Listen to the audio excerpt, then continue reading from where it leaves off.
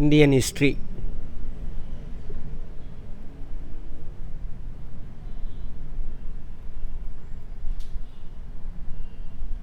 இந்திய வரலாறு தமிழில்.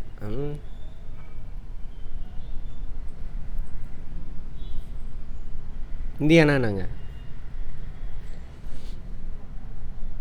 அது ஒரு நாடு. நாடுனா என்னென்ன இருக்கணும்? அதான் தமிழில் வந்துட்டு இங்கிலீஷில் வந்து ஸ்டேட்டும்பாங்க. ஸ்டேட் மீன்ஸ் நாடுன்னு அர்த்தம். உனக்கு தப்பாக நம்மளை மிஸ்கைட் பண்ணுறானுங்க. அல்லது நேஷன் எப்படி வேணாலும் சொல்லுவாங்க. ஒரு நாடுனா என்னென்னு பார்த்தோம். Very good. லேண்ட் இருக்கணும், அப்புறம் மக்கள் இருக்கணும், அப்புறம் கவர்மெண்ட் இருக்கணும். இது 3 இருந்தால் தான் அதுக்கு பேர் நாடு. கதை மாதிரி கவனிக்கணும். எக்ஸாம் ஆங்கிளில் யோசிச்சுட்டே இருக்கக்கூடாது. நல்லா கதையை புரிஞ்சுக்கங்க. நீ புரிஞ்சு வச்ச கதையை வச்சு ஆன்சர் பண்ணுங்கள். கொஸ்டின் ஆன்சரை தேடாதீங்க. சரி, இந்தியா அப்படின்னு சார் இப்போ உள்ளது கிடையாது. இந்தியா மீன்ஸ் இந்திய துணை கண்டம்பாங்க. ஏன் சார் இந்திய துணை கண்டம் அப்படின்னா, கண்டம்னா ஜாகிரஃபியில் பார்த்துருப்போம், பெரிய லேண்டு தான் ஆசிய கண்டம். ஆசிய கண்டத்தில் பாருங்கள், இந்த லேண்டு மட்டும் தனியாக துண்டாக நிற்கும். இதெல்லாம் மவுண்டெயின்ஸ். அவ்வளோ சீக்கிரம் என்ன பண்ண முடியாது, இந்த லேண்டுக்குள்ளே என்ட்ராக முடியாது. பெரிய லேண்டுக்குள்ளே ஒரு லேண்டு இருக்குது, துண்டாக நிற்கிது. அந்த மவுண்டெயினுக்கு நடுவில் கேப் இருக்குது. அது வழியாக பூந்து தான் ஏதாவது வர முடியும். அப்படி அந்த கேப்புக்கு பேர் பாஸ் அப்படிம்பாங்க. தமிழில் கணவாய். சரியா? அப்போ இந்திய வரலாறு இந்த லேண்டில். அடுத்து வரலாறு இந்த லேண்டு. ஓகேவா? இந்த லேண்டில் வசிக்கக்கூடிய மக்கள். வரலாறுன்னா என்னங்க? எப்படி வாழ்ந்தாங்க, என்ன சாப்பிட்டான், சாமி கும்பிட்டானா, அரசாங்கம் இருந்துச்சா, சண்டை கிண்ண நடந்துச்சா, புது கண்டுபிடிப்புகள் எல்லாமே. கண்டுபிடிப்பு தானே மனிதனுடைய முதல் கண்டுபிடிப்பு. இது நெருப்பா? நெருப்பு. அப்புறம் தான் சக்கரம். ஃபஸ்ட்டு நெருப்பு தான். சிக்கி முக்கி கல் வச்சு உரசி உருவாக்கலாம் அப்படின்னு சொல்லிட்டு அது மாதிரி. அப்போ இந்திய வரலாறு. அப்போ இந்த லேண்டுக்குள்ளே இந்தியா மீன்ஸ் எது? இந்திய துணைக்கண்டம், சப்கான்டினன்ட். ஓகேவா? இந்த லேண்டில் வசித்த மக்கள் எப்படிலாம் வாழ்ந்தாங்க, எப்போ என்னென்ன கண்டுபிடிச்சாங்க, வீடு கட்டி வாழ்ந்தானா இல்லையா, சாப்பிட்டானா என்ன சாப்பிட்டான், அதை பற்றி எல்லாம் தெரிஞ்சுக்க போகிறோம். ஏன் அதை தெரிஞ்சுக்கணும்?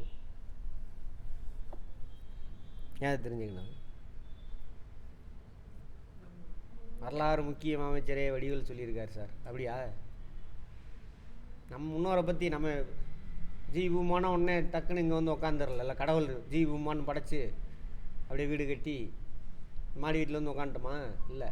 கொஞ்சம் கொஞ்சமாக நம்ம முன்னோர்கள் சிந்தனை, பரிணாம வளர்ச்சி கொஞ்சம் கொஞ்சமாக தான் கற்றுருப்பாங்க. அது தெரிஞ்சுக்கணும். அப்போ இன்றைக்கி சமூகத்தில் எல்லாம் நல்ல விஷயம் கெட்ட விஷயம்லாம் எங்கேருந்து உருவானது? அங்கேருந்து வந்தது. இப்போ தீய விஷயம் இருக்குதுன்னு வச்சுக்கோங்க, அதை எப்படி சரி பண்ண முடியும்? நோய் இருக்குது, எப்படி சரி பண்ண முடியும்? அந்த நோய் எதனால் வந்துச்சுன்னு தெரிஞ்சால் தான் சரி பண்ண முடியும். அப்போ வரலாறில் போய் பார்க்கணும். பார்த்தா தான் இன்றைக்கி நம்ம சமூகத்தில் என்னென்ன தீய விஷயம்லாம் இருக்குது, அதை எப்படி ரிமூவ் பண்ணுறது, நல்ல விஷயத்தை எப்படி டெவலப் பண்ணுறது அப்படின்னு யோசிக்கலாம். இந்த மாதிரி விஷயத்துக்கெல்லாம் என்ன தேவை? வரலாறு முக்கியம் அமைச்சரே தான் பார்க்க போகிறோம். இந்திய வரலாறு எவிடன்ஸ் எதை வச்சு வரலாறு ஃப்ரேம் பண்ணுறாங்க அப்படின்ற அடிப்படையில் 2ஆக பிரிப்பாங்க. மேஜராக வரலாற்றுக்கு முற்பட்ட காலம்,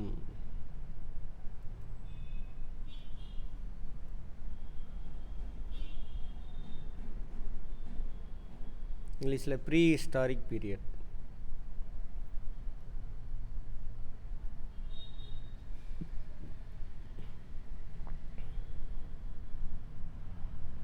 எப்படி வரலாறு எழுதுனாங்கன்ற அடிப்படையில். இன்னொன்று ஹிஸ்டாரிக் பீரியட், வரலாற்று காலம்.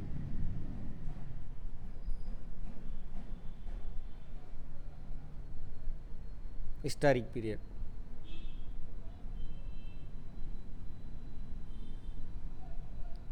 ஹிஸ்டாரிக் பீரியட்னா எழுதப்பட்ட ஆவணம் இருக்கும், ரிட்டன் டாக்குமெண்ட் இருக்கும், நூல்கள், கல்வெட்டுகள் இதெல்லாம் இருக்கும். அதிலிருந்து அவன் எப்படி வாழ்ந்திருக்கான்னு நம்ம தெரிஞ்சுக்குவோம். அது மாதிரி எழுதப்பட்ட ஆவணம் இருந்தது அப்படின்னாக்கா அந்த காலம் வரலாற்று காலம். எழுதப்பட்ட ஆவணம் இல்லை, அவன் பயன்படுத்தின பொருட்கள், விட்டுட்டு போன வீடு, அவனோட எச்சம் மிச்சம் ஃபாசில்பாங்க, அதை மட்டும் வச்சு எப்படி வரலாறு, அவன் எப்படி வாழ்ந்திருப்பான் அப்படின்னு கண்டுபிடிச்சி அதுக்கு பேர் என்னது, வரலாற்றுக்கு முற்பட்ட காலம். அவன் பயன்படுத்தின பொருட்களோட ரிட்டன் டாக்குமெண்ட் இருந்தது அப்படின்னா என்னது, வரலாற்று காலம். ரெண்டாக பிரிப்பாங்க. அப்புறம் ஒரு பீரியட் இன்னொன்று இருக்குது நம்ம இந்தியாவில். எழுதப்பட்ட ஆவணம் இருக்குது, அவன் பயன்படுத்தின பொருள் இருக்குது, பட் படித்து தெரியல, படித்து புரியல, நமக்கு என்ன சொல்ல வரான்னு புரியல. பட் அவனோட கில்லிங்லாம் வச்சு அவன் எப்படி வாழ்ந்திருக்கான்னு நமக்கு தெரிய வருது. ஸோ அந்த காலத்தை என்னென்னு சொல்கிறாங்கன்னா proto historic period. Proto historic period Tamil வார்த்தை தெரியல, கதையாக கேட்டுக்கங்க, புக் எடுத்து படிங்க, தெரியாது. எழுதப்பட்ட ஆவணம் இருக்குது, ஆனால் என்ன சொல்ல வரான்னு புரியல. அந்த எழுத்துக்களை வச்சு நம்ம என்ன சொல்ல வரான்னு சொல்லிட்டு படித்து எங்களுக்கு சொல்லுங்கன்னு சொல்லிட்டு என்ன பண்ணியிருக்காங்க இப்போ நம்ம தமிழ்நாடு கவர்மெண்ட்டு. அதுக்கு எவ்வளோ பணம் ஒதுக்கியிருக்காங்க தெரியுமா? எந்த எழுத்துக்களை படிக்க சொல்லி? சிந்து சமவெளியில் இருந்துச்சு இல்லையா, சிந்து சமவெளி தான் இந்த காலம் புரோட்டோ ஹிஸ்டாரிக் பீரியட். எழுத்துக்கள் இருக்குது, ஆனால் என்ன சொல்ல வரான்னு நமக்கு புரியல சிந்து சமவெளியில். சரியா? அதை படித்து யார் எங்களுக்கு கரெக்டாக சொல்கிறீங்களா அர்த்தம் என்ன அப்படின்னா, அவங்களுக்கு இத்தனை எவ்வளோ கோடி ரூபா, 1.5 கோடியா 8 கோடின்னு நினைக்கிறேன், 8 கோடி ரூபா நிதி கொடுக்குறேன்னு இருக்காங்க, பரிசு. யார்? தமிழ்நாடு கவர்மெண்ட் போன வருஷம் சொல்லியிருக்காங்க. இதெல்லாம் இது கரண்ட் அஃபேர் பார்த்துக்கோங்க. அதேமாரி உலகத்தில் இரும்பு துருக்கி ஏரியாவில் தான் முதல்ல பயன்படுத்தினாங்கன்னு சொல்லுவாங்க. அதுவும் உடஞ்சி போச்சு. முதல்ல இரும்பு முதல்ல கண்டுபிடிச்சி பயன்படுத்தினா நம்ம மக்கள்.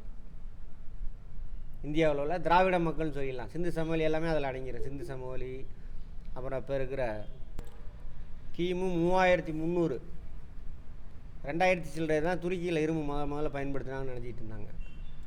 இது வரைக்கும் எவிடன்ஸு இங்கே தான் துருக்கி.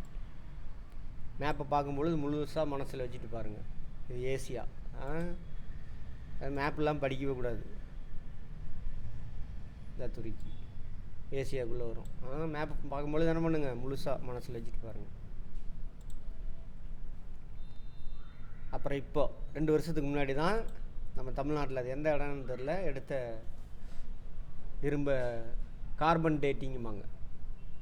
ஒரு மெட்டீரியலில் கார்பன் கண்டென்ட் இருக்கும், அது கார்பன் மாலிகுல் என்ன ஆகுனா சிதையும் சின்னதாக.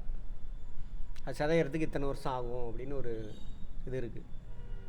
அப்போது எத்தனை வருஷத்துக்கு முன்னாடி பயன்படுத்திட்டு போட்டாங்களோ அதில் உள்ளதை எடுத்து அதில் உள்ள கார்பன் டேட்டிங் பார்க்கும்பொழுது எவ்வளோ பர்சன்டேஜ் கார்பன் சிதைஞ்சிருக்கு, அப்போ எவ்வளோ நாளைக்கு முன்னாடி இந்த பொருளை பயன்படுத்தியிருப்பாங்கன்னு நமக்கு தெரிய வரும். சரியா? கார்பன் டேட்டிங்க்கு என்ன ஐசோடோப்மா பயன்படுத்துவோம் கெமிஸ்ட்ரி முடித்தவங்க? C14. Very good. Carbon 14 isotope. பார்க்காதவங்க பார்ப்போம். அப்படி பார்க்கும் பொழுது இங்கே நம்ம தமிழ்நாட்டில் இருக்கிற அந்த எறும்பு, அதுமாதிரி கீழடி தமிழில் படிச்சிருப்போம். சங்க காலம் கிமு 300 கிபி 300ன்னு சொல்லியிருப்பாங்க. அதெல்லாம் உடஞ்சிடுச்சு. கீழடி நாகரிகத்தை எடுத்துகிட்டு போகும்பொழுது கிமு 600க்கு மேலே போகுது. அதான் கீழடி. அந்த இஷ்யூலாம் போயிட்டுருக்கு பாருங்கள், கரண்ட்டில் போயிட்டுருக்கு. டிஎன்பிசியில் கேட்பாங்க, பார்த்துக்கோங்க.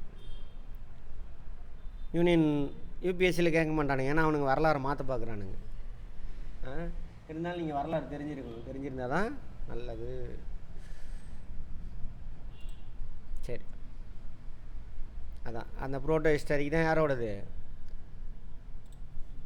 சிந்து சமவெளி மக்கள். இந்த இந்திய துணை கண்டம் முழுவதும் அதான் சொல்கிறாங்க. சிந்து சமவெளி மக்கள் பார்த்திங்கன்னா இது வரைக்கும் துருக்கி வரைக்குமே வாழ்ந்தாங்க. எகிப்தில் வாழ்ந்தவங்க சிந்து சமவெளி மக்கள் தான், திராவிடர்கள் தான் அப்படின்னு வரலாற்று அறிஞர்கள் சொல்கிறாங்க.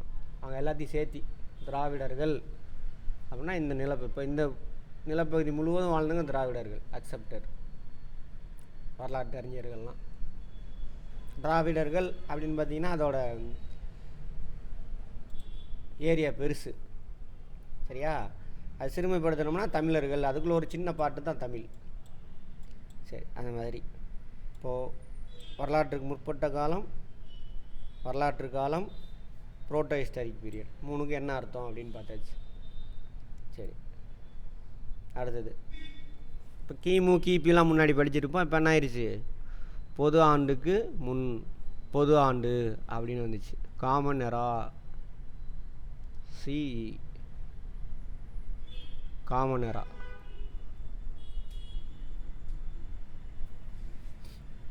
இன்னொன்று இப்போ நம்ம இருக்கிறலாம் காமன் எரா. எந்த ஆண்டு? நம்ம 2026. காமன் எரா எத்தனாவது வருஷத்தில் இருக்கும்? 2026. எப்போ ஸ்டார்ட் ஆகுது? 2026 வருஷத்துக்கு முன்னாடி. அதான் கிறிஸ்து பிறந்த வருஷம், அதான் கிறிஸ்து பிறந்த வருடம். இன்னையிலேருந்து 2026 வருஷத்துக்கு முன்னாடி கிறிஸ்து பிறந்தார். அதுலேருந்து வரதெல்லாம் காமன் எரா. கிபின்னு வரும் பழைய, நீங்கள் முன்னாடி படிக்கும்பொழுது. ஏடி இங்கிலீஷில், அன்னோ டொமினோ, நீங்கள் ஸ்கூல் படிக்கும்பொழுது வந்துடும். அதுக்கு முன்னாடி உள்ள வருஷம் இருக்கு இல்லையா, அதுக்கு முன்னாடி ஒரு 5 லட்சம் வருஷத்துக்கு முன்னாடி இருந்து மனுஷன் இருந்திருக்கான். அந்த காலத்தை கிமு அப்படிம்பாங்க, கிறிஸ்து பிறப்பதற்கு முன்பு. இப்போ கரண்டில் என்னன்னு சொல்கிறாங்க? BCE, before common எரா. பொது ஆண்டுக்கு முன்பு அப்படின்னா எவ்வளவு? 2026 வருஷத்துக்கு முன்னாடிலாம் பொது ஆண்டுக்கு முன்பு. அங்கே எப்படி வரும்னா ரிவர்ஸில் வரும். 100, 99, இந்த நம்பர் லைன் பார்த்தோம்ல மேக்ஸில், அந்த மாதிரி. அப்புறம் 98 அப்படியே வரும். ரிவர்ஸில் வந்து 0 ஆயிரும். நம்பர் லைன் பார்க்குறீங்களா? -5, -4, -3, -1, அப்புறம் 0, அப்புறம் 1, 2, 3ன்னு அப்படி போங்க. அது மாதிரி பொது ஆண்டுக்கு முன்பு.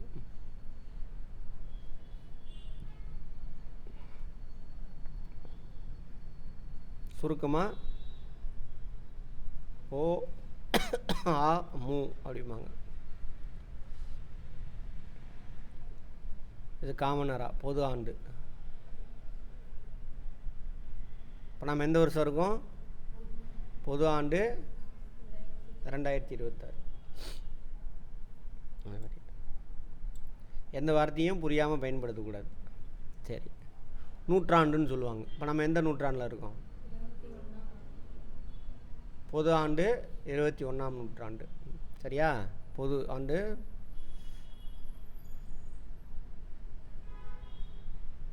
முதல் நூற்றாண்டுனா எதுலேருந்து இது வரைக்கும்? 0 வரக்கூடாது. 1லேருந்து 100 வரைக்கும் முதல் நூற்றாண்டு. 718ங்கிறது எத்தனாவது நூற்றாண்டு? 8ஆம் நூற்றாண்டு. 701லேருந்து 800 வரைக்கும் 8ஆம் நூற்றாண்டு. ஓகேவா? இங்கிலீஷில் வந்து 8th century AD அப்படிம்பாங்க. 8th century AD பழையது, 8th century காமன் எரா புது பேர்.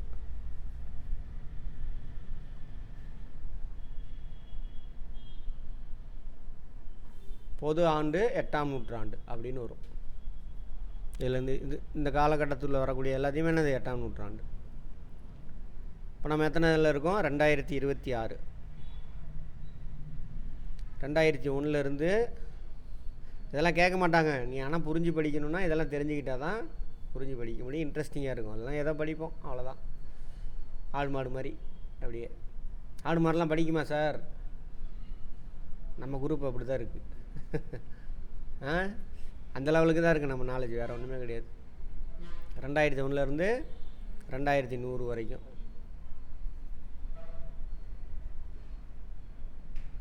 சரியா? இப்போ 2026 எதில் வருது? 21ஆம் நூற்றாண்டு.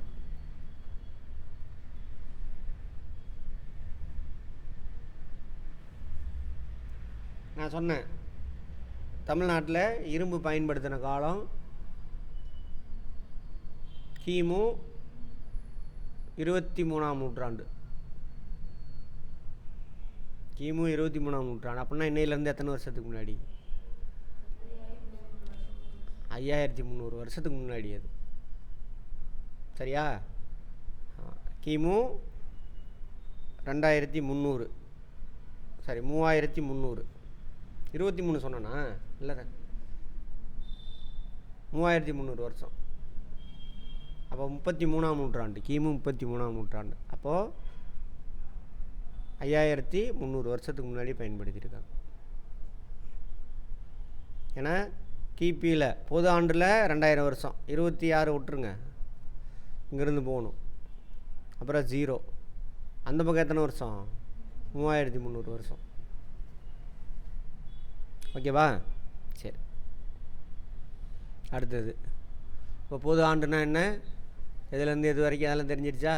அடுத்தது இந்திய வரலாற்றை எப்படி எழுதுகிறாங்கன்ற அடிப்படையில் இப்படி 3ஆக பிரிக்கிறாங்க. என்ன மாதிரியான பொருளாதார வாழ்க்கை இருந்தது அப்படின்ற அடிப்படையில் இந்திய வரலாற்றை 3ஆக பிரிப்பாங்க. பண்டைய கால இந்தியா,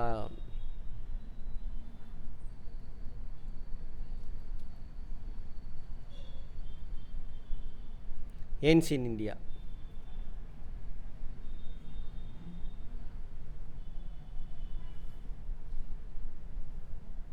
இடைக்கால இந்தியா,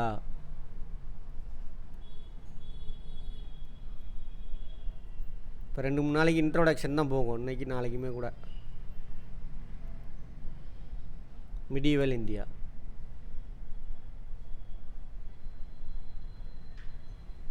அப்புறம் மாடர்ன் இந்தியா.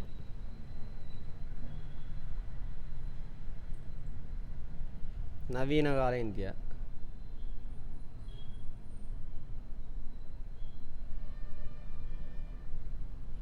இப்படி 3ஆக பிரிப்பாங்க. பண்டைய கால இந்தியான்னு வச்சுக்கோங்க. மனுஷன் இந்தியாவில் எப்போ இருந்தானா 5 லட்சம் வருஷத்துக்கு முன்னாடி இருந்திருக்கான். அதிலிருந்து 8ஆம் நூற்றாண்டு வரைக்கும், 8th century AD. 7, 8 கொஞ்சம் முன்ன வரும். 8th century common எரா. பொது ஆண்டு 8ஆம் நூற்றாண்டு.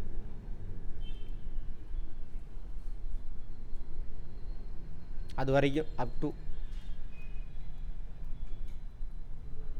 7ஆம் நூற்றாண்டு வச்சுக்கலாம், 8ஆம் நூற்றாண்டே வச்சுக்கோங்க, ஒன்றும் பிரச்சனை இல்லை. இடைக்கால இந்தியா பார்த்திங்கன்னா 8ஆம் நூற்றாண்டுலேருந்து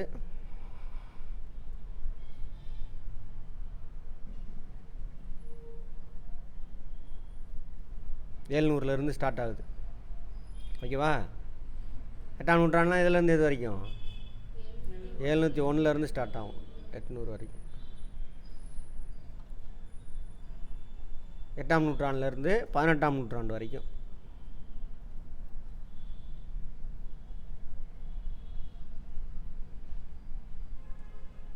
எயிட்டீன்த் செஞ்சுரி காமன் எரா.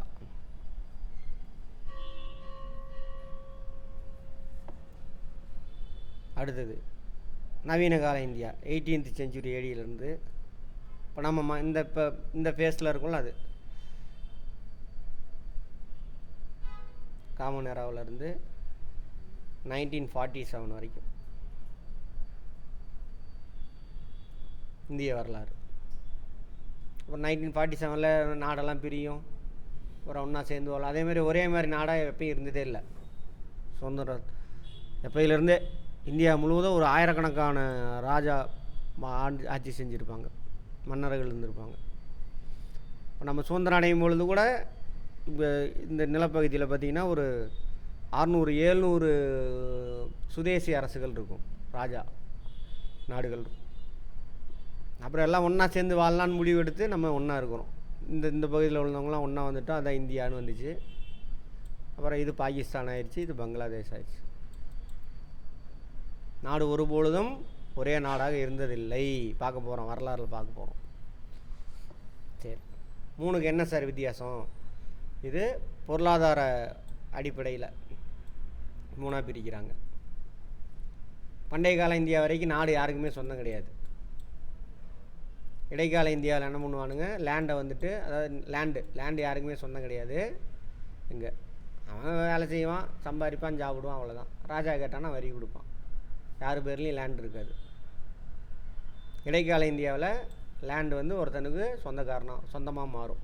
ஜமீன்தாருக்கு பிரித்து கொடுப்பாங்க, ஜமீன்தார்கிட்ட இருக்கும்.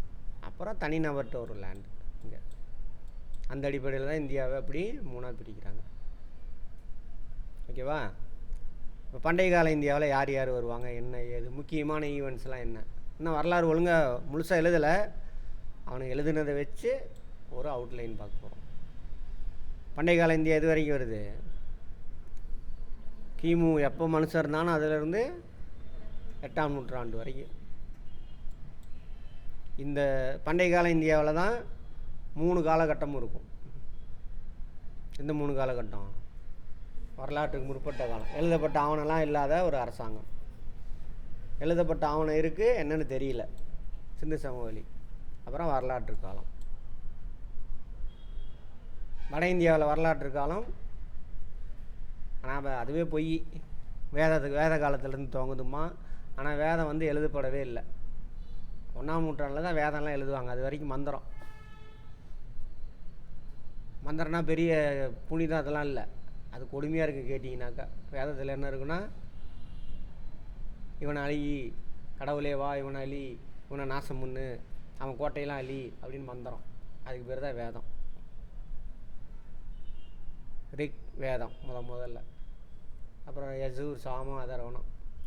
அப்பா இருப்பான், பையனுக்கு கற்றுக் கொடுப்பான். சமஸ்கிருத மொழியில் இருக்கும், எழுதப்படலை. அவன் அந்த மந்திரத்தை பையன் ஓதுவான். அப்புறம் அவன் பையனுக்கு கற்றுக் கொடுப்பான். அவன் வீட்டு பொண்ணு கூட கற்றுக் கொடுக்க மாட்டான். கேட்டால் அது கடவுளோட டீலிங்கு, நாங்கள் மட்டும்தான் பேசுவோம் அப்படின்னு சொல்லிட்டு கதையெல்லாம் விடுவானுங்க. பார்ப்பேன், எல்லா கதையும் பார்ப்போம். அந்த மாதிரி இருக்கும். அவன் வீட்டு பெண்கள் கூட கற்றுக் கொடுக்க மாட்டான். சரியா? அது மாதிரி இருக்கும். அங்கே துவங்குதுன்றானுங்க. எங்கே வரலாற்று காலம் வட இந்தியாவில் வந்து எப்போ துவங்குதான்? வேத காலம். வட இந்தியா வேதத்துக்கும் இங்கேயும் சம்மந்தமே இல்லை. பார்ப்போம். தென்னிந்தியாவில் எப்போ வரலாற்று காலம் துவங்குது அப்படின்னா சங்க காலம். சங்க காலம் பின்னாடி போகுது. ஆனால் அவங்க சங்க காலம் எதுலேருந்து ஃபிக்ஸ் பண்ணுறானுங்க? கிமு 300லேருந்து கிபி 300 வரைக்கும் குறைக்கிறானுங்க.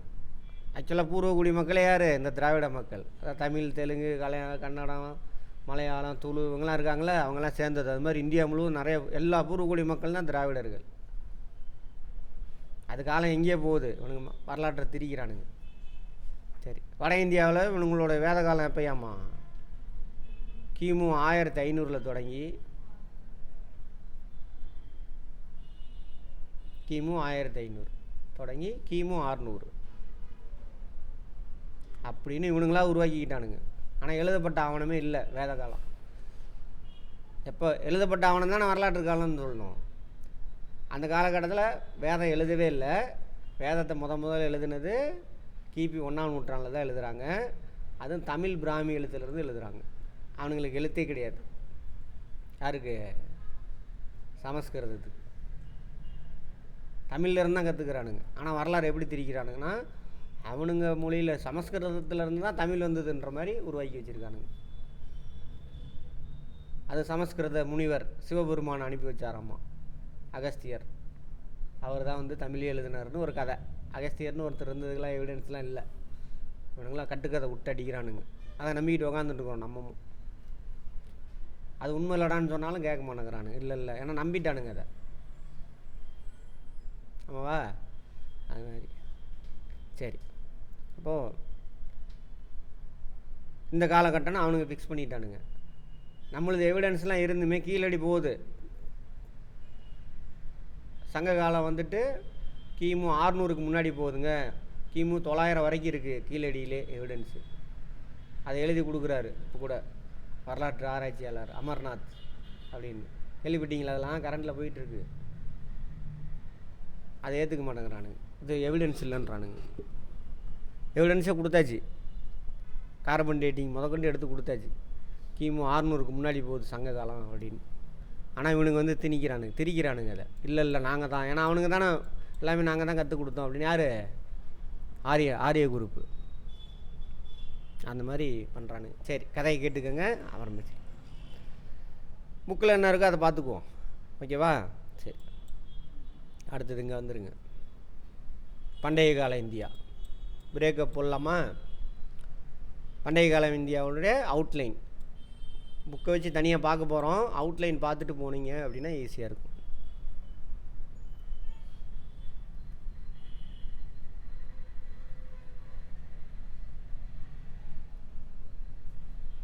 Ancient India.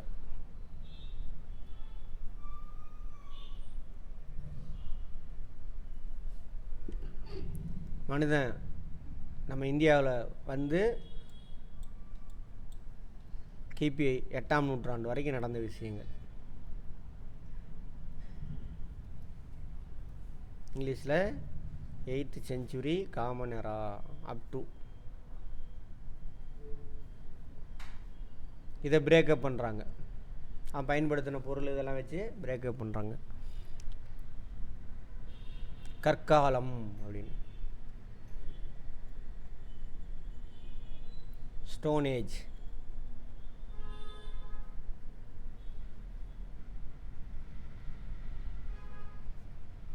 கற்காலம். ஏன் சார் கற்காலன்னு பேர் வைக்கிறான் அப்படின்னா, முதல்ல வேட்டையாடுறது, கிழங்கெல்லாம் வெட்டி எடுக்கிறது, இதுக்கெல்லாம் வந்துட்டு கருவியாக அதை பயன்படுத்துவான், கல்லை பயன்படுத்துகிறான். அப்படி அவன் பயன்படுத்தின கல்லில் அந்த கார்பன்ஸ் எல்லாம் இருக்குது. கிழங்கெல்லாம் வெட்டி எடுக்கிறான், அதை வேட்டையாடுறதுக்கு பயன்படுத்தும் பொழுது அதோட சதையெல்லாம் ஒட்டிக்கும்ல, அதை எடுத்து பார்க்குறாங்க எத்தனை வருஷத்துக்கு முன்னாடி இந்த கல்லை பயன்படுத்தியிருக்கான் அப்படின்னு.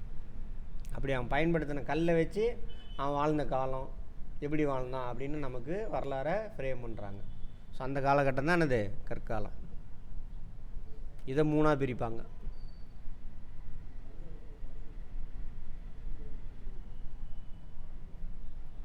இதை 3ஆக பிரிக்கிறாங்க. பழைய கற்காலம், வார்த்தையிலே அர்த்தம் இருக்கும். கற்காலத்திலே 3. அது வரைக்கும் உலோகம்லாம் பயன்படுத்தலை. உலோகம் பயன்படுத்துனா இதுக்கப்புறம் வரும் பழைய பேலியோலித்திக். பேலியோனா பழசுன்னு அர்த்தம். லித்து அப்படின்னா கல் அப்படின்னு வச்சுக்கோங்க. லித்தோஸ்பியர் பார்த்தோமா? Paleolithic period. பேலியோலித்திக் பீரியட் பழைய கற்காலம். அப்புறம் இடைக்கற்காலம் மீசோலித்திக்.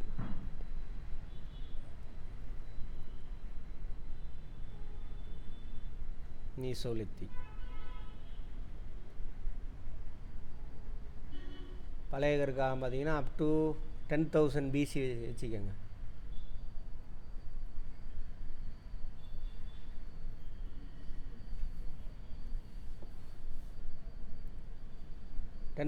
இருந்து இடைக்கற்காலமும் புதிய கற்காலமும் வரும். மீசோலித்திக். அடுத்தது நியோலித்திக், புதிய கற்காலம்.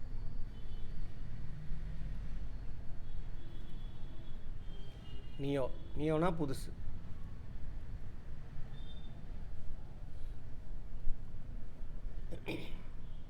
$10,000 5,000 வரைக்கும் வரும் பிசி எல்லாமே.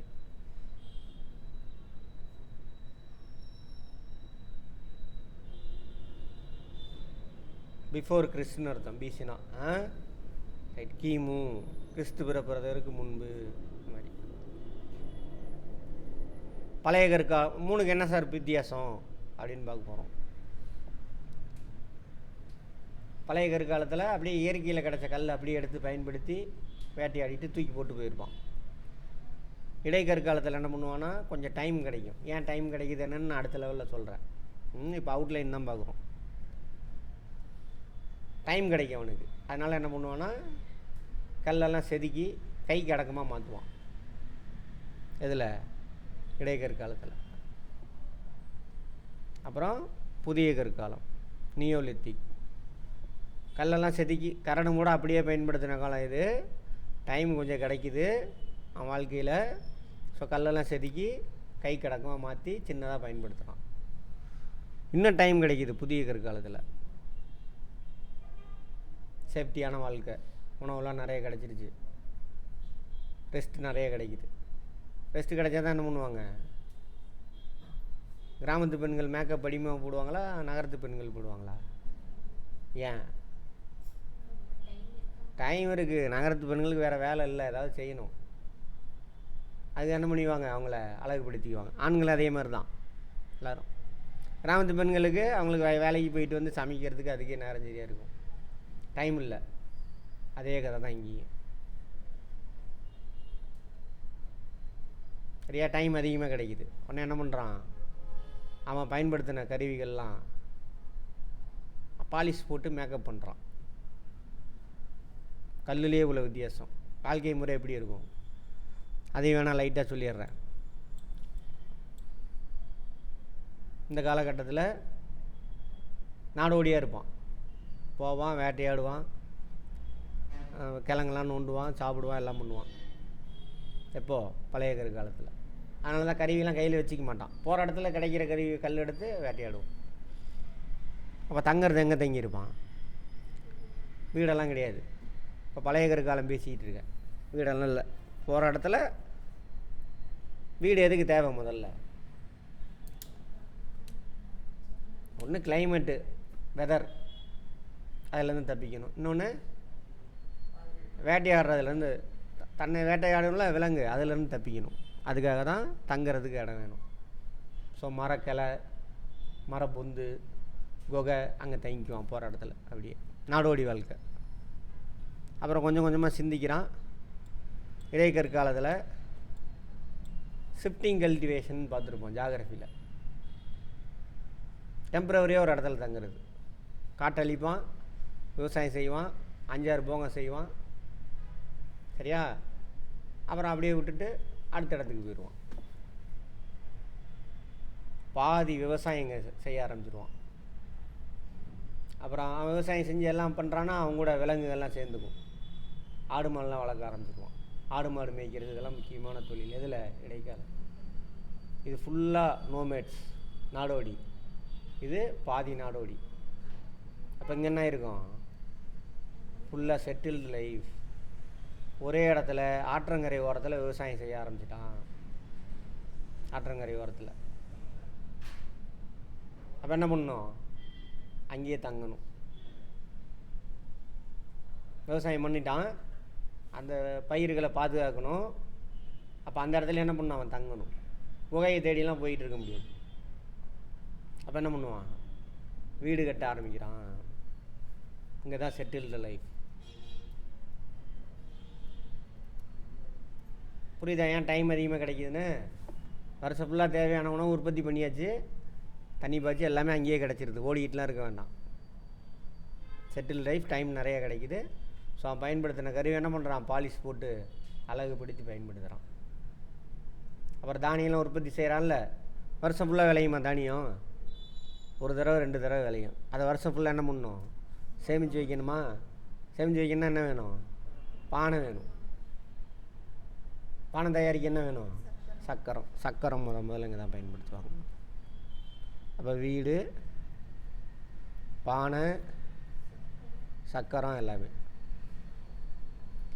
நெருப்பு எப்போ சார் கண்டுபிடிச்சிருப்பான்? நெருப்பு இங்கே பழைய காலத்திலே பயன்படுத்திருப்பான். நெருப்பு.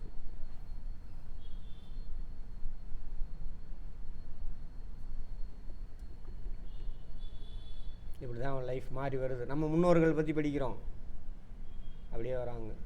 அப்புறம் செட்டில் லைஃபாக அப்புறம் ஒன்றா கண்டுபிடிப்பானுங்க, உலோகத்தை கண்டுபிடிப்பானுங்க, உலோகத்தை பயன்படுத்துவாங்க. உலோக காலம், சாக்கோலித்திக், 5ஆம் நூற்றாண்டுலேருந்து வச்சுக்கோங்க, 4ஆம் நூற்றாண்டுலேருந்து உலோக காலம்.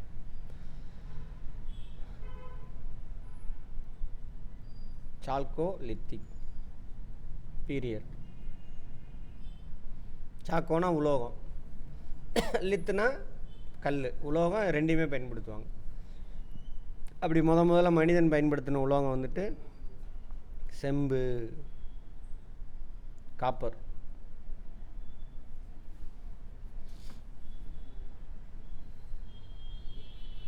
உலோக காலத்தில் வர்றது எதுனாக்கா இந்தியா முழுவதும் இருக்கும். அதான் அந்த திராவிட பண்பாடு. சிந்து சமவெளி மக்கள் இருக்காங்களே அவங்க. ஸோ சிந்து சமவெளி காலம்.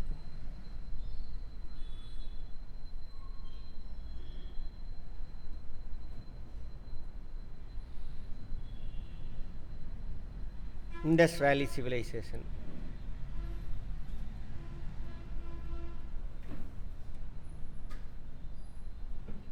இண்டஸ் வேலி சிவிலைசேஷன். இவங்க தான் திராவிட மக்கள். அவங்க அதோட இங்கிலீஷ்காரன் எது வரைக்கும் ஆராய்ச்சி பண்ணி விட்டுட்டு போனானோ அதோட விட்டுட்டானுங்க. அதுக்கப்புறம் ஆராய்ச்சி பண்ண மாட்டேங்கிறானுங்க வேணும்னே. ஏன்னா அவனுங்க வரலாறு திணிக்க முடியலை, வேறு மாதிரி ஆயிடுது. சிந்து சமவெளி எந்த ஏரியா சார்? இதோட நிறுத்தி வச்சுட்டானுங்க அவனுங்க. இங்கே உத்தரப்பிரதேஷ், இங்கே மகாராஷ்டிரா, இங்கே ஆப்கானிஸ்தான் பாகிஸ்தான் பார்ட்ரு. இந்த பக்கம் போனீங்கன்னா ஈரான். மேப் எடுத்து பாருங்கள், இது ஈரான், அங்கே ஆப்கானிஸ்தான். இங்கே தான் இப்போ பிரச்சனை நடந்துக்கிட்டு இருக்குது. ஈரானுக்குள்ளே ஏன் அவனால் உள்ளே போக முடியலன்னு பாருங்கள். ஜாகிரஃபி தான் காரணம். யாரும் உள்ளே போக முடியல ஈரானுக்குள்ளே. அமெரிக்கா இப்போ போக முடியலன்னா அங்கே பாருங்கள் எல்லாம் மவுண்டெயின்ஸ். இதெல்லாம் உள்ளே போனால் வெளியில் வர முடியாது. வெனிசுலாவில் போய் எப்படி தூக்கிட்டு வந்தானுங்க, அதுமாரி போக முடியாது. இங்கே தான் அந்த கப்பல் நின்றுக்கிட்டு இருக்குது. அவனுக்கு கப்பல் இங்கே வரான், ஓடி போயிடுறான். இங்கே வந்துட்டு இந்த இடத்துக்கு வந்துடுறான். இதெல்லாம் ஈரான் தான், ஓடி போயிடுறான். ஜாகிரஃபி நல்லா புரிஞ்சுக்கிட்டிங்கனாக்கா இப்போ நடக்கிற வரலாறில் நடக்கிற எல்லா விஷயமும் உங்களுக்கு தெரியும். வரலாறில் கரண்டில் நடக்கக்கூடிய எல்லா பொலிட்டிக்கலு எக்கனாமிக்ஸு எல்லாமே தெரியும் உங்களுக்கு. சரி பாருங்கள் அடுத்தது. அப்போ அது என்ன பண்ணிட்டானுங்க, இங்கிலீஷ்காரன் இதோட நிறுத்திட்டு போகிறான் ஆய்வு செஞ்சு. இதெல்லாம் ஒரே காலத்து மக்கள் வாழ்ந்தாங்க அப்படின்னு. அப்புறம் நிறைய அறிஞர்கள் சொல்கிறாங்க இது இதோட நிறுத்தாது, இந்தியா முழுவதும் இருக்கணுங்க, தென்னிந்தியா வரைக்கும் போகணும், ஒரே நாகரிகமாக இருக்கணும்னு சொல்கிறாங்க. அப்புறம் தென்னிந்தியாவில் இவனுங்க பிரிட்டிஷ்காரன் என்னைக்கு விட்டுட்டு போனானோ அந்த ஆரிய கும்பல் வந்துட்டு இங்கே நம்மளை பற்றி ஆராய்ச்சியே செய்யலை. அப்புறம் ஆராய்ச்சி பண்ணி எடுத்தது தான் இது கீழடி. கீழடியோட எழுத்துக்களும் சிந்து சமவெளி பயன்படுத்தின எழுத்துக்கள்லாம் ஒரே மாதிரி இருக்கும். மெயினாக அந்த மீன் சிம்பிள் பயன்படுத்தியிருப்பாங்க எல்லாமே. அதான் சொல்கிறாங்க ஒரு சில வரலாற்று அறிஞர்கள் எவிடன்ஸோடு சொல்கிறாங்க, இந்த திராவிட மக்கள் இங்கே மட்டும் இருந்திருக்க மாட்டாங்க, இந்திய துணை கண்டத்தோடு நிறுத்தாதீங்க, துருக்கி வரைக்கும் ஃபுல்லாகவே எஜிப்த் வரைக்கும் அவங்க தான். எஜிப்த் இங்கே வரும் இந்த இடத்துல, அவங்க தான் பரவி இருந்திருக்கணும் அப்படின்றாங்க. இப்போ அதுக்கு எவிடன்ஸ் கிடச்சிருக்கு. என்னது போன வாரம் எஜிப்து பிரமிடில் தமிழ் எழுத்துக்கள் இருக்குது. எஜிப்து இங்கே பாருங்க, இங்கே தான் இருக்குது, இதான் எஜிப்து. சரியா? அது இன்னும் நீங்கள் அதெல்லாம் பார்த்துட்டு வரணும். இப்போ புக்கில் உள்ளதோட ஃபேக்டெல்லாம் கான்செப்ட் இதெல்லாம். சிந்து சமவெளி மக்கள் இவங்களுடைய காலம் எவ்வளோ சார் அப்படின்னாக்கா கிமு 4000 கிமு 1500 வரைக்கும். வட இந்தியாவோட நிறுத்துறானுங்க. இதை லிங்க் பண்ணலை, நம்மளை லிங்க் பண்ணாமல் வட இந்தியாவோட வச்சுக்கோங்க. புக்கில் அப்படி தான் வச்சுருக்கானுங்க. அதே இப்போ என்சிஆர்டி புக்கில் ஒன்றும் இல்லை, வரலாறையே நாசம் பண்ணிட்டானுங்க. இதோட நிற்கிது. இங்கிலீஷ்காரன் கண்டுபிடிச்சிட்டு போனதோடு நிறுத்திட்டேன் வேணும். சரியா? சரி, அதை மட்டுமே வச்சுக்கோங்க இப்போதைக்கு. அப்புறம் இதை பற்றிலாம் தனித்தனியாக பார்க்க போகிறோம். வட இந்தியாவில் அதேமாரி வட இந்தியாவில் வேத காலம், சிந்து சமவெளிக்கு அப்புறம் வேத காலம், வேதிக் பீரியட்.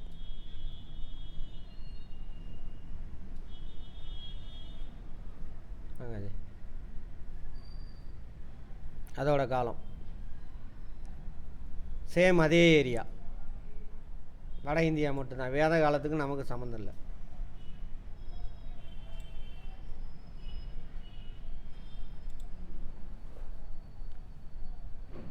கிமு எங்கே முடியுது? 1500 கிமு 600 வரைக்கும்.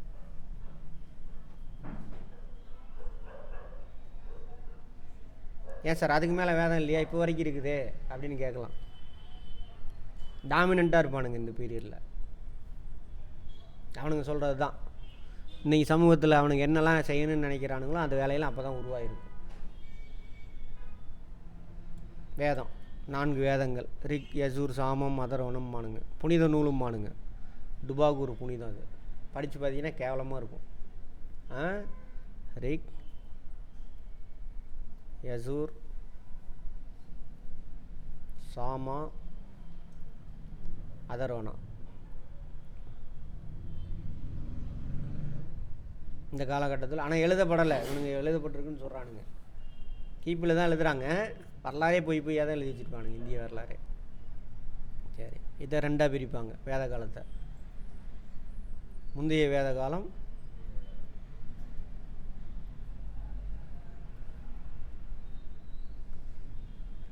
ஏர்லி வேதிக் பீரியட்.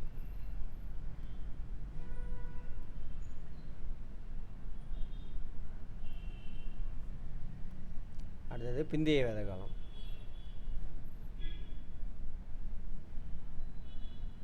லேட்டர் வேதிக் பீரியட்.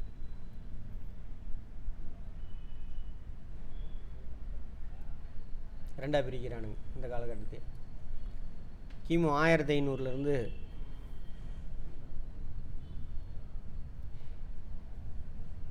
1000 வரைக்கும் கிமு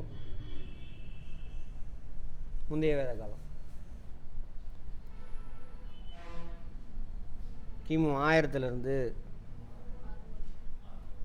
கிமு 600 வரைக்கும் பிந்தைய வேத காலம். 2ஆக பிரிக்கிறானுங்க. முந்தைய வேத காலத்தில் ரிக் வேதம் எழுதியிருப்பாங்க அப்படின்னு சொல்கிறாங்க. ஸோ முந்தைய வேத காலத்துக்கு இன்னொரு பேர் ரிக் வேதிக் பீரியட். மற்ற வேதங்கள்லாம் அதுக்கப்புறம் எழுதியிருப்பாங்க.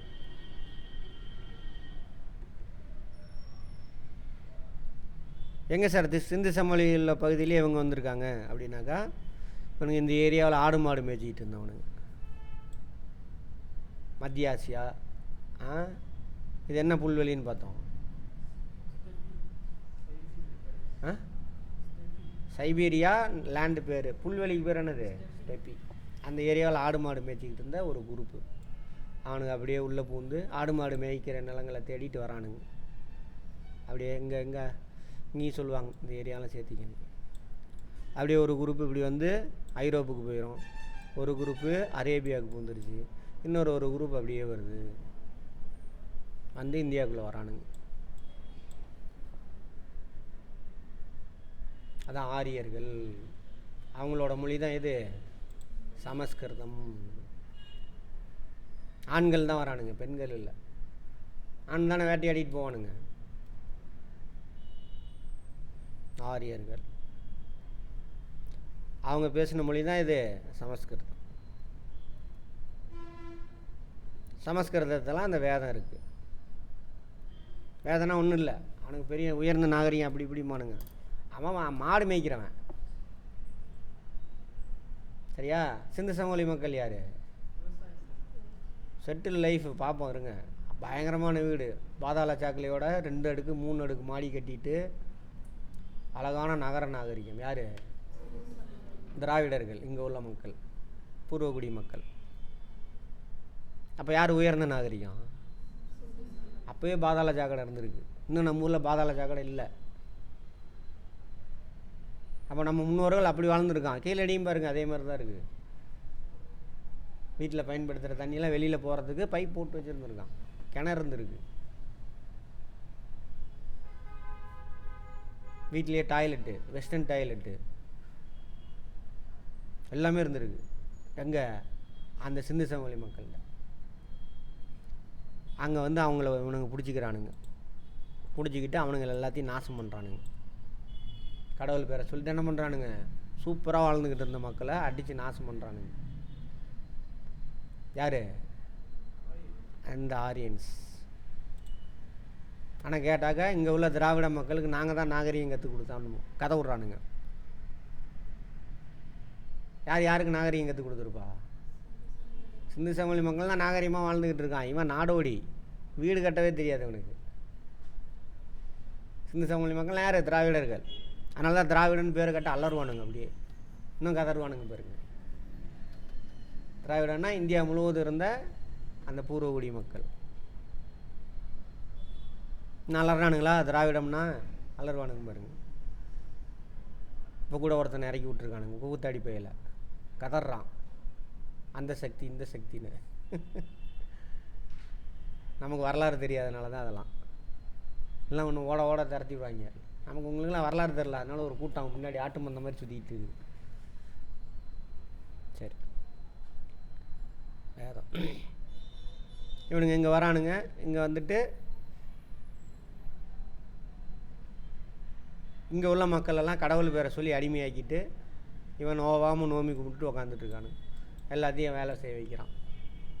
இப்போ நோகாமல் நோமி கும்பிட்றதுக்காக கடவுள் பேரை சொல்லி என்ன பண்ணுறது? பூர்வ ஜென்மம் பாவம், பூர்வ ஜென்மத்து பாவம் இன்னும் சொல்கிறீங்கள, புண்ணியம் செஞ்சால் தான் நல்லது நடக்கும், பாவம் எல்லாம் சொல்கிறானுங்கள, அதெல்லாம் உருவாக்குறானுங்க. உருவாக்கி யாரா சொன்னால் கடவுள் சொன்னார்னு சொல்கிறது. எப்படா கடவுள்கிட்ட பேசுங்க அப்படின்னா அவன் மொழியில் கடவுள்கிட்ட பேசுறது, கடவுள் பேசுகிறது சொல்கிறது. மந்திரம்லாம் ஓதுறானுங்கள இன்னமும். கடவுள் பாஷையாமா அது, எது சமஸ்கிருதம். அதனால கடவுள்கிட்ட நான் பேசினா அவர் இது சொன்னார்னு கதை விட்டு ராஜாவிலேருந்து சாதாரண மக்கள் வரைக்கும் ஏமாற்றி என்ன பண்ணுறது, இன்ன வரைக்கும் பொழப்பு ஓட்டிகிட்டு இருக்காங்க. சரியா? சரி, அதை மாதிரி நடக்குது பாருங்கள். சிவராத்திரின்றான் அதுன்றான், சயின்ஸ் எங்கேயோ போயிடுச்சு. நம்ம முன்னோர்கள்லாம் சிவராத்திரிலாம் சாதாரணது இல்லை, அது ஒரு சயின்ஸுன்னு ஒரு கதை விட்றான். இப்போ நம்ம பேசணும்ல, வடக்கு நோக்கி எப்போ நகரும்? டிசம்பர் 21, 22க்கு அப்புறமே மகர ரேகையிலேருந்து சூரியன் செங்குத்தாவுல்றது வடக்கு நோக்கி வர ஆரம்பிச்சிடும். அப்புறம் ஈக்குவேட்டரில் வந்து பட்டு அதுக்கப்புறம் அங்கே வரும், நம்ம ஊருக்கு வரும். பிப்ரவரி 15 வடக்கு நோக்கி வருது. கதை விட்டுருப்பான் பாருங்க, அந்த ஸ்பீச் இருந்தால் கேளுங்க, அந்த சாமியார் ஸ்பீச்சை. அட முட்டா மூதி வைங்க. எல்லோரும் ஸ்கூல் படிச்சுட்டு தான் வரோம், ஸ்கூலில் தான் இருக்காது எல்லாம். புக்கில் ஜாகிரஃபியில் தானே பார்த்தோம், புக்கில் இருக்கா இல்லையா? அது இன்னும் கம்பேர் பண்ணுறதே இல்லை. அதுக்கு தான் சொல்லி வச்சுருக்கானுங்க, என்னது தேட்டு சுரக்காய் கறிக்கு உதவாதுன்னு. படிப்பு வேறு வாழ்க்கை வேறு. அப்போ தானே நீங்கள் அடிமையாக இருக்க முடியும். எனக்கு நான் நோவாமல் ஒன்றை கொள்ளையடிச்சு தின்னுட்டு உக்காந்துருக்கலாம். அந்த மாதிரி அதுக்காக வச்சுருக்கானுங்க க்ரியேட் பண்ணி. அதுக்கு ஏஜெண்ட்டு தான் யார்? கடவுள். கடவுளுக்கு தானே பயப்படுவோம் நீங்கள். அது மாதிரி பண்ணிகிட்டு இருக்கானுங்க. அதுக்காக உருவாக்கினது தான் வேதம். அதுக்கப்புறம் என்ன ஆகுனாக்கா பிந்தைய வேத காலம். பிந்தைய வேத காலத்தில் பட்டு மோசமாயிரும் சமூகம். இந்த கடவுள் பேரை சொல்லி என்ன பண்ணுறான்னு இந்த குரூப்பு நோவாமல் நோவி கும்பிட்டுட்டு யாகம் நடத்துகிறேன் அது நடத்துகிறேன்ட்டு மாடெல்லாம் பலி கொடுக்குறானுங்க. அப்புறம் அந்த வர்ணாசிர முறை இருக்கு இல்லையா, அதை கொண்டு ஸ்ட்ராங் ஆக்கிடுவானுங்க. ஃபுல்லாகவே ரெண்டுலேயுமே இருக்குது வர்ணாசிர முறை. என்ன வர்ணாசிரம்? பிராமணா, சத்ரியா, வைசியா. இது உண்மையான வரலாறு, சரியா? சூத்ரா. அதனால தான் இந்த வரலாறுலாம் தெரிஞ்சிக்கூடாதுன்னு என்சிஆர்டி புக்கில் வரலாறே இருக்காது, கேவலமாக இருக்கும். சூத்ரா இருந்துச்சு அப்போது, நான் 2000 படிக்கும் பொழுது இருந்துச்சு சூத்ரா. 4 பிரிச்சுடுவானுங்க. பிராமணானா எந்த வேலையும் செய்யக்கூடாது, கடவுளுக்கு ஏஜெண்ட் அவர் தான், அவன் சொல்கிறதான் எல்லோரும் கேட்கணும். சத்திரியா எல்லாத்தையும் பாதுகாக்கணும். வைசியா வியாபாரம் பண்ணணும். சூத்ரா இவன் எல்லாத்துக்கும் விவசாயம் பண்ணுறது, மற்ற எல்லா வேலையும் செய்கிறது. இது ஆண்கள் தான். இதில் எல்லாரோட பெண்களும் அடிமைகள் தான். பெண்கள்னாவே அடிமை. எங்கே சொல்லுது? வேத காலத்தில். அதுக்கு முன்னாடி கிடையாது. சிந்து சமவெளியில் பார்த்தீங்கன்னா பெண் கடவுள் தான் இருக்கும். இவனுங்க வந்தோடனே ஏன்னாக்கா இவனுங்க ஆண்கள் தான் அங்கேருந்து வரானுங்க. இங்கே உள்ள திராவிட பெண்கள் கூட உறவாடி தான் குழந்தை பெற்றுக்கிறானுங்க. அப்போ இந்த பெண்கள் என்ன வச்சுருக்கணும்? அடிமையாக வச்சுருக்கணும். ஆனால் சிந்து சமவெளி அப்படி கிடையாது. பெண்கள் தான் உயர்ந்த இடத்துல இருந்திருக்காங்க. உயர்ந்த இடம்னா அதுக்கு நான் ஆண்கள் அடிமையாக இல்லை, அவங்கள ஈக்குவலாக மதிச்சிருக்காங்க. அதனால தான் பாருங்கள், இப்பயும் கூட பாருங்கள், இந்தியா முழுவதும் எந்த கிராமத்துக்கு போனால் பெண் கடவுள் தான் இருக்கும். ஆண் கடவுளாக இவனுக்கு வந்தோன்னே கொண்டு வந்தது. ஆண் கடவுள் ஊருக்கு வெளியில் தான் இருக்கும். கருப்பன், ஐயனார், எல்லை சாமியாக இருப்பாங்க. அவங்களாம் ஊருக்குள்ளே என்ன சாமி இருக்கும்? உங்களோட ஆரியர் இல்லாத நீங்கள் உங்களோட குலதெய்வத்தை போய் எடுத்து பாருங்கள், பெண் கடவுளாக தான் இருக்கும். அந்த திராவிட இது சிந்து சமவெளி இருக்கு இல்லையா, அது அப்படியே இருக்குது. அப்புறம் அந்த முருகன் கூட விட்டுருங்க, அதெல்லாம் இங்கேருந்து திருடின கடவுள். அப்புறம் பெருமாள், சிவன் இதெல்லாம் கொண்டு வந்து எல்லாரையும் அவங்க அங்கே வர வச்சுட்டானுங்க. அதேமாதிரி ஆரிய கடவுள் போய் பாருங்கள், பெண் கடவுளே இருக்காது, எல்லாம் ஆண் கடவுள் தான் இருக்கும். கிருஷ்ணன் அப்படிம்பானுங்க, அதுவும் திருடிட்டானுங்க. அது வட இந்தியாவில் ஒரு தலைவன், நம்ம ஊரே எப்படி முருகன் திருடுனானுங்க, அது மாதிரி அங்கே ஒரு தலைவர். அது மாதிரி பெண்கள், ஓகேவா, பெண்கள் எல்லாத்துக்கும் அடிமை இவனுங்க கொண்டு வந்தது. பட் சிந்து சமவெளி அப்படி கிடையாது. இவனுங்க வந்தோடனே இங்கே உள்ள பெண்களை திருமணம் செஞ்சுக்கிறாங்க. ஸோ அந்த பெண்களை இன்னும் அடிமையாக வச்சுருக்கிறானுங்க, அடிமையாக்கிட்டானுங்க. கேட்டாக்க வேதத்தில் சொல்லுதும்மா, ரிக்வேதத்தில் ஒன்று சொல்லும், பெண்கள் பீடை பிடித்தவர்கள், சரியா, பெண்களுக்கு சொத்து எழுதி வைக்கக்கூடாது. அப்போ உருவானது. எப்போ உருவானது? வேத காலத்தில் வட இந்தியாவில் உருவானது. அது இன்னும் தொடருது. இன்னும் பார்த்தீங்கன்னா தெரியும், உங்கள் அப்பா அம்மாலாம் தாத்தா பாட்டிலாம் என் பையனுக்கு தான் நிறையா கொடுப்போம்பாங்க. இருக்கா இன்னும்? யார் அதை உடைச்சது? யார் உடைச்சது? போய் எடுத்து பாருங்கள். எல்லாத்துக்கும் சமம், சொத்தில் சம பங்கு. பெண்களுக்கு சொத்து எழுத வைக்காதன்னுது வேதம். அவை எல்லா வீட்டு பெண்களும் அடிமை.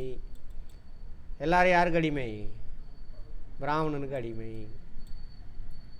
இங்கே தான் ஜாதி வருது. அப்போ இவன் எல்லோரும் உழைக்கிறான், உழைச்சிட்டு கஷ்டப்பட்டுக்கிட்டு சாப்பாட்டுக்கு வழி இல்லாமல் இருக்கிறான். உழைக்கிறவன்லாம் நோமி கும்பிட்றான், கொளுத்து போய் சுற்றுறானுங்க. அதை பார்க்குற இந்த சத்திரிய பரம்பரையை சேர்ந்த ஒரு சிலர் சிந்திக்கிறாங்க, ஏன்டா எப்படினாலும் உழைக்கிறான், கஷ்டப்படுறானுங்க, ஒன்றுமே செய்யாமல் சொகுசாக இருக்கானே யோசிக்கிறாங்க. இவன் சத்திரிய ராஜாவே அவனுக்கு தான் அடிமை. யாருக்கு? பிராமணன். பெண்கள் எல்லாம் அவன் வீட்டில் அடிமை. அது இல்லாமல் இன்னும் கொடுமையெல்லாம் இருக்குது, பயங்கர கொடுமையெல்லாம் இவனுக்கு கீழே. அப்போ இவனுங்க சிந்திக்கிறானுங்க. அந்த சத்திரிய பரம்பரையிலேருந்து ஒரு சிலர்லாம் என்ன பண்ணுறானுங்க, போய் கேட்குறாங்க இவங்கள்ட்ட, அது நீ போன ஜென்மத்தில் செஞ்ச பாவம், நீ கஷ்டப்பட்டு தான் ஆகணும். நான் போன ஜென்மத்தில் செஞ்ச புண்ணியம், நான் பிராமணனாக பிறந்துட்டேன், நான் எந்த வேலையும் செய்ய மாட்டேன், எனக்கு நீங்கள் அடிமை அப்படின்னு இவனு நல்லா வேலை வாங்குறானுங்க. சரி, கடவுள் எங்கே இருக்கார் பார்க்குறோம் அப்படின்னா போய் பயங்கரமாக தவம் புரியிறான்றானுங்க. இந்த குரூப்லாம் போய் தவம் புரியிறானுங்க கடவுளுக்கு. அங்கே வருவார், அங்கே வருவாரான். எந்த குரூப்பு? இந்த சக்தி. இது எல்லாமே எங்கே நடந்தது? வேத காலத்தில். நம்ம ஊரில் நடக்கலை. நம்ம அப்போயே அட்வான்ஸ்டாக பயங்கரமாக வாழ்ந்துக்கிட்டு இருக்கோம். வட இந்தியாவில் நடக்குது. அப்படி போய் தவம் புரிவானுங்க. யார்? சத்திரிய பரம்பரையிலேருந்து. அது நிறைய பேர் இருக்கானுங்க. அதில் ஒரு 2 பேர் ஃபேமஸானவனுங்க. போய் தவம் புரியிறானுங்க. புரிஞ்சு பார்த்தாக்க இவனுக்கு சொன்னதெல்லாம் ஃப்ராடு, கடவுள்னு ஒன்றும் இல்லை, ஏமாற்றி ஊரை ஏமாற்றி பொழைச்சிட்டு தர்றானுங்க, திருட்டு பசங்க அப்படின்னு கண்டுபிடிச்சிருவாங்க. அந்த 2 பேரும் போய் தவம் புரிவாங்க. ஒருத்தர் 13 வருஷம் இருப்பார், ஒருத்தன் கொஞ்ச நாளே தலையெல்லாம் தொங்குவார். இந்த படம்லாம் பார்த்தீங்கன்னா தெரியும். போய் முனிவர் மாதிரி தவம் இருப்பார், தாடி முளைச்சிரும், சுற்றிலும் பாம்பு புத்து முளைச்சிரும். அப்புறம் வா என்ன பக்தா வேண்டும் கேள்லாம். அப்புறம் சிவபெருமான் பார்வதி அனுப்பிவிடுவாங்க, எங்கள் தங்கள் பக்தர் ரொம்ப தன்னைத்தானே வருத்தி கொண்டிருக்கிறார், சென்று பாருங்கள் அப்படிவாங்க. உடனே வருவாங்க. பார்த்துருக்கீங்களா? டிவியில் வருது தானே. இப்போ எவ்வளோ பேர் கஷ்டப்பட்டுக்கிட்டு இருக்கோம், வர வேண்டியது தானே. பாவம் சுனிதா வில்லியம்ஸ் வேறு மேலே போய், சுனிதா வில்லியம்ஸ் தானே, ஸ்பேஸ் ரிசர்ச் சென்டரில் அங்கே 600 கிலோமீட்டர் ஹைட்டில் சுற்றிக்கிட்டு இருந்துச்சு. அப்படியே சொர்க்கத்துக்கு போய் சிவபெருமானியும் வரையும் பார்த்து எங்களை கொஞ்சம் ட்ராப் பண்ணியா வாயா அப்படின்னு கூப்பிட்டு வந்துருக்கலாம்ல. மாதிரி அப்புறம் வருவார், ஒரு என்ன வேண்டும் கேள் அப்படின்ற மாதிரி சொல்லி அனுப்புவாங்க. இவங்களும் அதேமாதிரி போய் தலைகளாக தொங்கிட்டு தவம் புரிகிறது, சாப்பிடாமல் உட்காந்துருக்கிறது, வெயில் மலையில் உட்காந்துட்டு தவம் புரிகிறது, எல்லாம் என்ன பண்ணி பார்க்குறானுங்க. அப்புறம் கண்டுபிடிச்சிட்டானுங்க, இவனுங்க திருட்டு பசங்க ஏமாத்துறானுங்கடா அப்படின்னு. அப்படி 2 பேர் முக்கியமான ஆள் தான். யார்? புத்தரும் மகாவீரரும். இவங்க 2 பேர் யாருக்கு எதிராக போராடினவங்க? இந்த பிராமண ஆதிக்கத்துக்கு எதிராக போய் கடவுளில் போய் தவம் புரிகிறாங்க. கடவுள்னு ஒன்று இல்லைன்னு கண்டுபிடிக்கிறாங்க. அப்படி கண்டுபிடிச்சதுக்கு பேர் தான் என்னது? ஞானம். ஞானப்பால்னு சொல்கிறானுங்களே, யானைப்பால்னு படத்தில் சொல்லுவாங்க. அதுக்கு பேர் ஞானம் பெறுதல். என்ன ஞானம் பெறுதல்னா, இவனுக்கு சொன்னதெல்லாம் ஃப்ராடு தானே கண்டுபிடிப்பாங்க. யார்? புத்தரும் மகாவீரரும். அவங்க வருவாங்க. அவங்களுடைய காலம்தான் 6ஆம் நூற்றாண்டு. அப்போ நாடு முழுவதும் புத்த மதமும் சமண மதமும் தலை தோங்கும். எல்லா மக்களும் புத்த மதம் சமண மதத்தை ஃபாலோ பண்ண ஆரம்பிச்சிடுவாங்க. புத்திசம், ஜெயினிசம் 6ஆம் நூற்றாண்டுலேருந்து.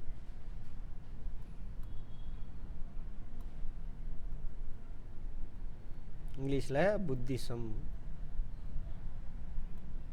ஜெயினிசம் காலம். ஆனால் அவ்வளோ குடும்பம் அனுபவிச்சிருப்பாங்க அந்த மக்கள். யாருனால? இந்த குரூப்னால. யார் பேரை சொல்லி? கடவுள் பேரை சொல்லி. அதை கண்டுபிடிச்சி இவங்க எல்லாரும் சமம், ஆண் பெண் சமம் மீண்டும் வருது. அதுக்கு முன்னாடி இருந்துச்சுல, அந்த வேத காலத்துக்கு முன்னாடி இருந்துச்சுல, அதே நிலைமைக்கு வராங்க. ஆண் பெண் எல்லாரும் சமம், ஜாதிலாம் கிடையாது, சரியா, உயர்ந்தவன் தாழ்ந்தவன் கிடையாது. இப்போ வந்து சொன்னாங்கள்ல பெரியார் அம்பேத்கர்லாம், அது மாதிரி இவங்க 2 பேரும் எப்போது கிமு 500லேயே சொல்லிட்டாங்க, 2500 வருஷத்துக்கு முன்னாடி சொல்லிட்டாங்க. ஆனால் நம்ம கூமுட்டைங்க என்ன கடவுள் பேரை சொல்லி ஏமாந்துக்கிட்டே இருக்கோம். நம்ம தான் கடவுள் பேரை சொன்னால் எதாயிருமே, போன ஜென்மத்தில் செஞ்ச பாவம், அதை வச்சு தானே என்ன ஏமாந்துக்கிட்டு இருக்கீங்க. நம்ம தானே இங்கேருந்து வெளில போனால் அங்கே போய் சாமி செருப்பு கழட்டி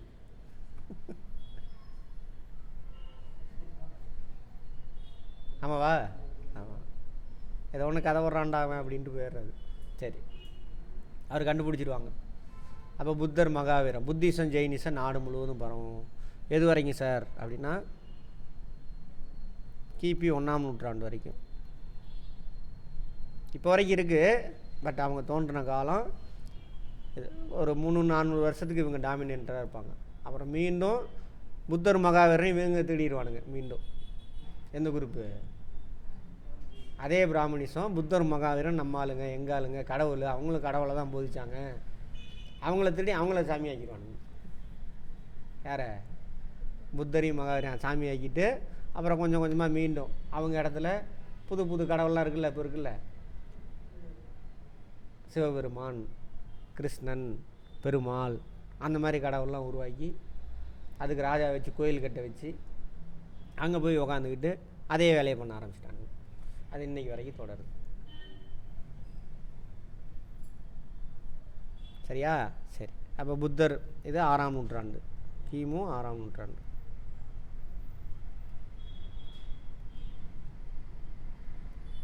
இதோட இருக்கட்டும், ஒரு பிரேக் எடுத்துக்கோங்க. இப்போ என்ன பார்த்துருக்கோம்? பழைய கற்காலம். கற்காலத்தில் 3: பழைய கற்காலம், இடைக்கற்காலம், அதுக்கப்புறம் யார் வரா? சிந்து சமவெளி நாகரிகம். அதுக்கப்புறம் யார் வரா? வேத காலம். அங்கேருந்து வெளியிலேருந்து வந்த ஆரியர்கள் இவங்களை அடிமைப்படுத்திட்டு அவங்க சமஸ்கிருதத்தில் மந்திரம் பாட்டு பாடுறானுங்க, அதை வேதன்ட்டானுங்க. ஸோ அது வேத காலம். இதுலேருந்து இது வரைக்கும் கிமு 1500லேருந்து கிமு 600 வரைக்கும். அப்புறம் வேத காலத்தில் இல்லாத கொடுமையெல்லாம் நடக்குது. ஜாதி கொடுமை, பெண்ணடிமை, சதியெல்லாம் கேள்விப்பட்டிருக்கீங்களா? விதவை, அதெல்லாமே வந்துடும். அதேமாதிரி கல்வி மறுப்பு, எல்லாம் படிக்கக்கூடாது, இதெல்லாம் அங்கே தான் வரும் வேத காலத்தில். இது எல்லாத்துக்கும் எதிராக தோன்றவங்க தான் யார்? புத்தரும் மகாவீரம். தோன்றாங்கன்னா வானத்திலேருந்து குதிச்சு வந்தவங்க இல்லை, சிந்திக்க ஆரம்பிக்கிறாங்க, கேள்வி கேட்குறாங்க, பதில் தேடுறாங்க, கிடைக்கிது. ஓ இதுதானா, ஏமாத்துறானு கண்டுபிடிக்கிறாங்க. ஸோ அவங்களுடைய கொள்கைகளை எல்லாத்தையும் ஃபாலோ பண்ண வைக்கிறாங்க. அதான் புத்த மதம், சமண மதம். அவங்களுடைய கொள்கை என்னது? பிராமணிசத்துக்கு அப்படியே ஆப்போசிட்டு. எல்லோரும் சமம், எல்லோரும் கல்வி கற்றுக்கலாம், ஆண் பெண் சமம், ஜாதி பாகுபாடு கிடையாது, உயிர்களை பலி செய்யாதீங்க. ஏன்னா எல்லாம் இவனுக்கு உட்காந்துட்டு சும்மா தானே இருக்கானுங்க. ஆனால் அவனை என்ன சொல்லிடுவானு? ராஜாவை தூண்டி விட்டு யாகம் நடத்துகிறான்னுவான். யாகம் நடத்துகிறான்னா இப்போ உங்கள் வீட்டில் பண்ணுறீங்களா எல்லாம் தர்ப்ப புல் அதெல்லாம், அந்த மாதிரி கிடையாது. பசுமாட்டெல்லாம் வெட்டி தூக்கி போடுறது. மாடு மேய்ச்சிக்கிட்டு இருந்தவனுக்கு உணவு என்னவாக இருந்திருக்கும்? மாட்டுக்கறி தான். மாட்டுக்கறி தின்ன குரூப்பு தான் அது. அப்புறம் அது மாதிரி மாட்டுக்கறி, அப்புறம் குதிரைக்கறி, எல்லாத்தையும் குதிரை எல்லாம் அழியக்கூடிய சூழல். விவசாயம் செய்கிறதுக்கு கூட மாடு உதவுறதுக்கு இல்லை, உழுகிறதுக்கு அந்த மாதிரி எல்லாம் காலியாயிடுச்சு. ஸோ அதை தடுக்கிறதுக்கு தான் புத்தரும் மகாவீரம் வந்து உயிர் பலி கூடாது அப்படின்னு அவங்க தான் சொல்லுவாங்க. அங்கேருந்து தான் தீடிக்குவானுங்க, உயிர் பலி கூடாது, இவனுங்க அங்கேருந்து தான் தீடிக்குவானுங்க இந்த குரூப்பு. அப்புறம் என்னது? அந்த உருவ வழிபாடே கிடையாது அவனுங்கள்ட்ட. புத்தரையும் மகாவீரையும் கடவுளாக்கி உருவ வழிபாடு வந்திருக்கும். ஸோ புத்தருக்கு மகாவீரருக்கு போட்டி என்ன பண்ணுறது? உருவ வழிபாடு அவனுக்கு கொண்டு வருவாங்க. சிவன், கிருஷ்ணன் அப்படின்னு கொண்டு வருவானுங்க. இதெல்லாம் அங்கேருந்து திருடினது இந்த குரூப்பு. திருடி தான் இன்ன வரைக்கும் நம்மளை ஓட்டிகிட்டு இருக்கிறாங்க. சரியா? அதேமாரி நடுவில் கூட இன்னொருத்தர் வந்துருப்பார். நேற்று கூட ஏதோ விழாலாம் நடத்துனாங்களே, வள்ளலார். வள்ளலாரும் அந்த பிராமணிசத்துக்கு எதிராக வந்தவர் தான். அவர் என்ன காலம் பின்னாடி, இன்னும் அவங்களுக்கு அப்புறம் 1500 வருஷத்துக்கு முன்னாடி வந்தவர். ராமலிங்க அடிகளாரா? வள்ளலார் அவர் தானே. அந்த மாதிரி. சரி, அப்புறம் அந்த தீய விஷயத்துக்கெல்லாம் ஆப்போசிட்டாக வந்தவங்க தான் யார்? புத்தர். அவங்க 6ஆம் நூற்றாண்டு அவங்களுடைய காலம், கிமு 6ஆம் நூற்றாண்டு. அதுக்கப்புறம் என்ன நடக்குதுன்னு பார்ப்போம். போயிட்டு வாங்க.